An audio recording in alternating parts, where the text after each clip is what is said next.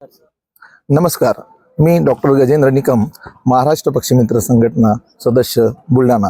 सर्वप्रथम बुलढाण्यातील सर्व पक्षीमित्रांना आनंदाची बातमी म्हणजे ढाल-सावंगी या धरणावर पटकदंब या परदेशी पक्षाचे स्थलांतर झालेले आहेत।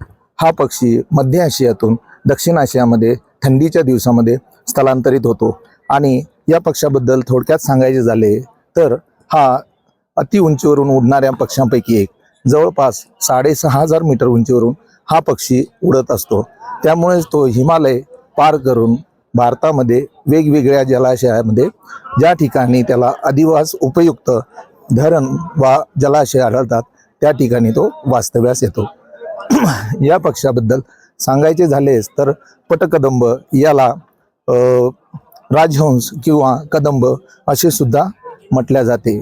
या पक्षाला ब्रह्मा, गायत्री आणि सरस्वती यांचे वाहन सुद्धा मानले जाते।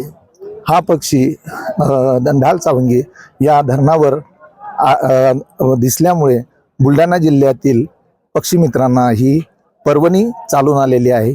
त्यामुळे सर्व बुलढाणा जिल्ह्यातील पक्षीमित्रांनी हा पक्षी बघण्याचा लाभ घ्यावा। धन्यवाद।